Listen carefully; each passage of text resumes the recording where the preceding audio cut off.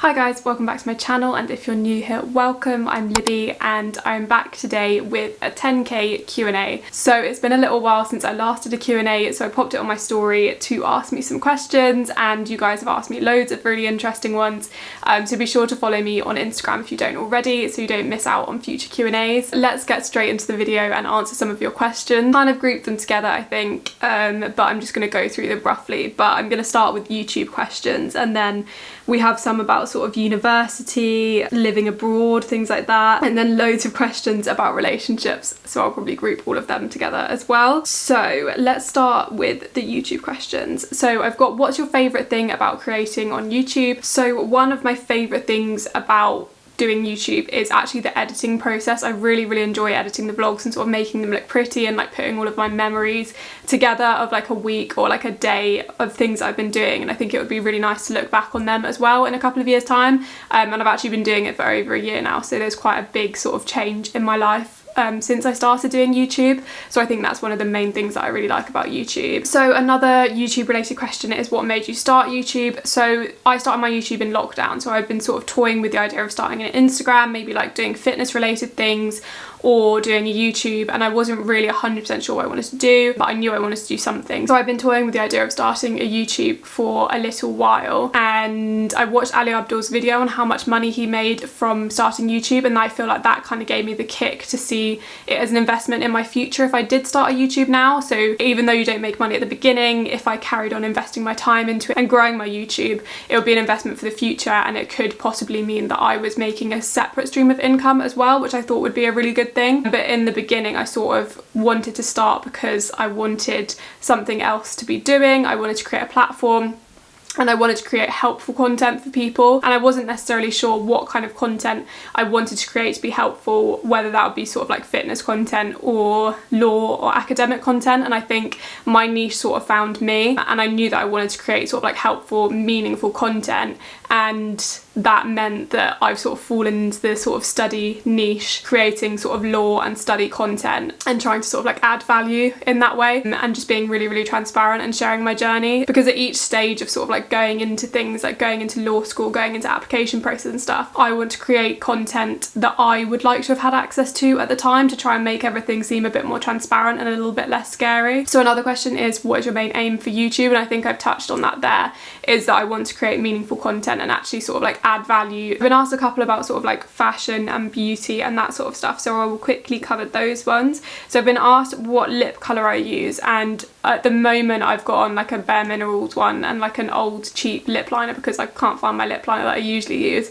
But usually I will have Charlotte Tilbury Pillow Talk lip liner and lipstick on in most of my videos. And then I've also been asked, where do you get your clothes from? So I mean, this is from Motel. I quite like some of the Motel Rock stuff. ASOS sometimes Depop.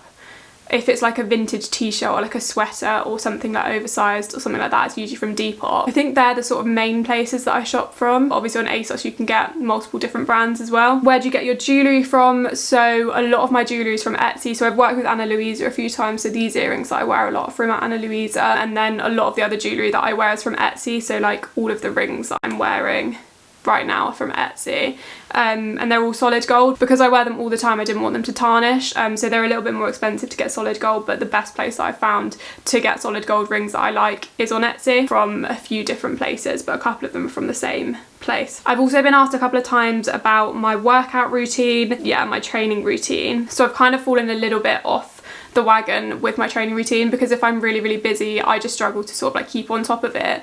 But I usually manage to go to the gym at least sort of twice a week, even when I'm really busy, and that usually means that I end up training legs, and I'm not advocating this at all. I think it's much better to sort of train all parts of your body or do full body workouts, and sometimes I'll do like legs and throw in some other movements to make it more of a full body session.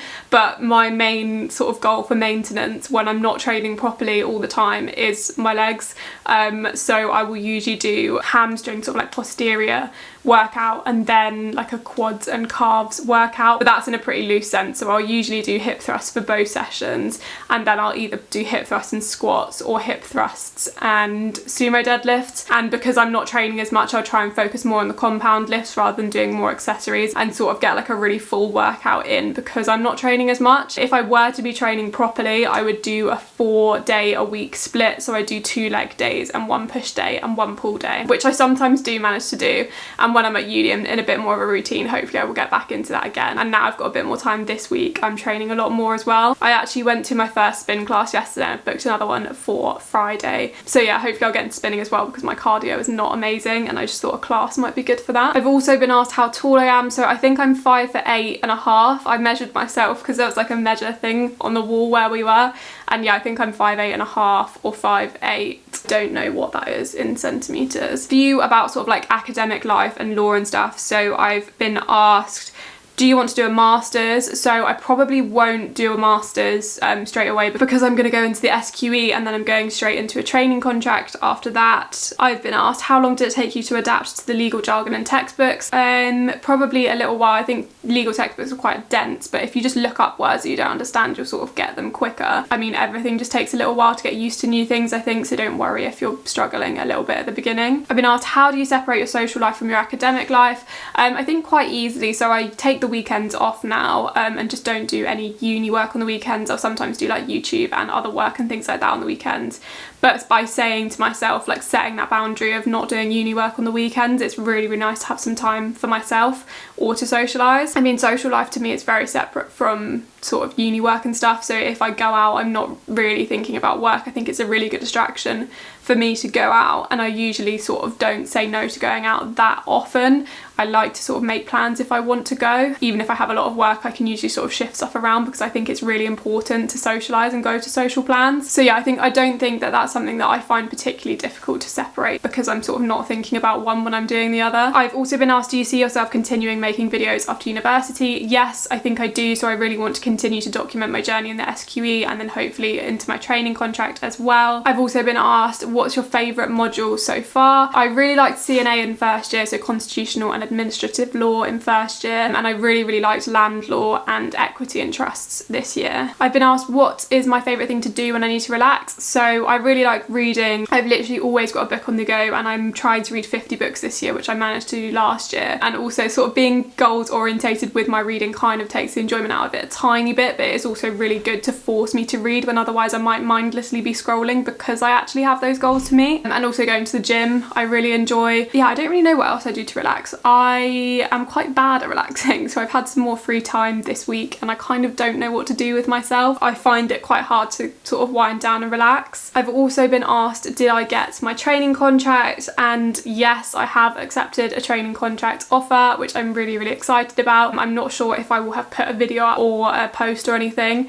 but yes, I have accepted a training contract offer. So I am a future Magic Circle trainee lawyer, which is very, very exciting. Also been asked, what do you think you would be studying if you weren't studying law? So I think I probably would have studied English Lit because I absolutely love English Lit. I love reading, I love books, all of that sort of stuff. Really enjoy writing essays and critical analysis. So I think English Lit would have been right up my street, and I think that I would still enjoy it now. I also really, really enjoyed biology at A level, and I sort of considered doing a science-based degree when I was considering what degrees to do, but I think if I had to do another degree now, I'd still probably choose English literature. So I've also been asked, do I have any holiday plans? So yes, I'm going to Malta, I think in like a week and a bit, or maybe 2 weeks. I'm going to Malta fairly soon and I probably will be vlogging it, so watch out for that. So yeah, I'm really, really excited for that. I'm going with one of my best friends. I've also been asked what I would like to achieve before 2021 ends, and I think that's a really good question. So that's quite a short period of time. I think that's about 4 months from now, and I sort of have achieved the main goals that I had on my list of sort of like hitting 10k subscribers, sort of doing more paid partnerships, brands that sort of like align with my values, getting a training contract offer. So I feel like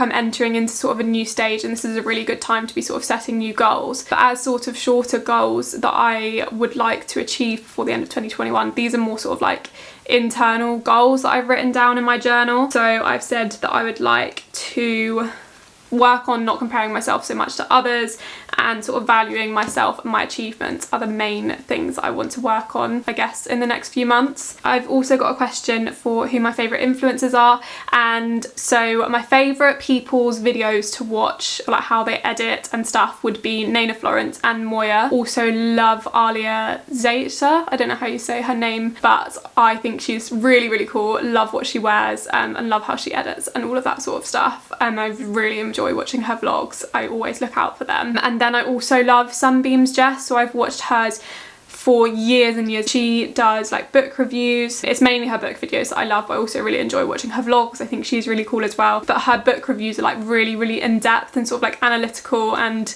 I just love listening to her talk about books and like all the books she wants to read, all the books she's read. And I've had so many good book recommendations from watching her videos. I've also got a couple of questions about whether I would live abroad, and yes, I would love to live abroad. And also with the firm that I'm going to, I think it's quite common to get an international secondment if you would like to do one. So I think I would definitely apply for an international secondment, which means that you live abroad for a little while and work. So the final questions I'm going to answer are about relationships, whether I'm single, and all of that sort of stuff I will now address in this little section. So I've been asked, why did your previous relationship end? So I haven't been in a relationship for, I think, probably about 2 years now. Kind of just ended when I went to uni because we were at very different points in our lives. No bad feelings or anything like that at all. We were together for about 2 years, I think, so quite a while. But yeah, it didn't end badly. It was just that we were both at very different stages. And then I've got loads of questions about, are you single? Do you have a boyfriend? Are you in a relationship? Do you have a significant other? So I'm currently seeing someone, yes, and I don't know if that's because everyone has seen that I've been posting a lot of food and things that I've been doing with one other person on my Instagram, so maybe you guys have had a hint of that I've been seeing someone. So yes, I have been seeing someone for a couple of months now. Yeah, that's been really nice because I've been really, really happy being on my own and single for the past couple of years. Obviously I've sort of dated and seen people and things like that, but nothing really serious. But yeah, I'm really happy at this stage to be seeing someone. It's obviously very early stages, which is why I haven't shared much.